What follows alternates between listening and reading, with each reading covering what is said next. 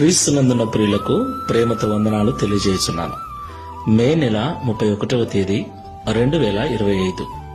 ఈరోజు దేవుడు మనకు చేస్తున్న వాగ్దానం ఏమిటనగా, కీర్తనల గ్రంథము 34వ కీర్తన 4వ చరణం. నేను యెహోవా యొద్ద విచారణ చేయగా ఆయన నాకు ఉత్తరమిచ్చెను. నాకు కలిగిన భయములన్నిటిలో నుండి ఆయన నన్ను తప్పించెను. ఆమేన్.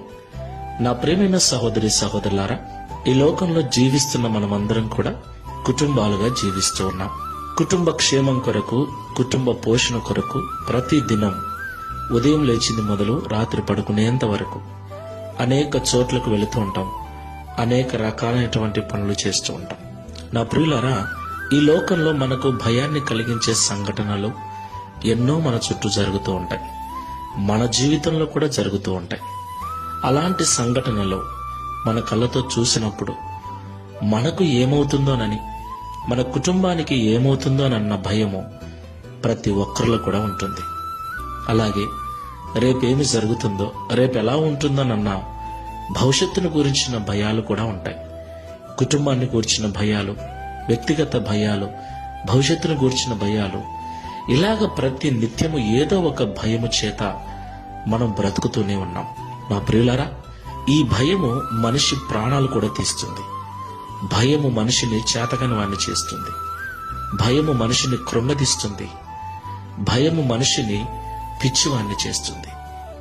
అయితే ఈ భయాలన్నిటిలో నుండి దేవుడు మనల్ని విడిపించడానికి సమర్థుడు, శక్తివంతుడై ఉన్నాడు. ఆయన మనల్ని భయం నుండి విడిపించాలి అంటే మనం ఆయనకు మొరపెట్టాలి. ఆయన యొద్ద విచారణ చేయాలి. ఆయన చెప్పే మాటల ప్రకారంగా మన నిర్ణయాలు ఉండాలి. ఆయన చెప్పినట్లుగా మనం నడుచుకోవాలి. అప్పుడు మన మార్గంలో సరళం చేస్తాడు, మన పనులను సఫలపరుస్తాడు. ఎలాంటి భయము లేకుండా ఆయన మనల్ని క్షేమంగా నడిపిస్తాడు. ప్రార్థన చేసుకుందాం.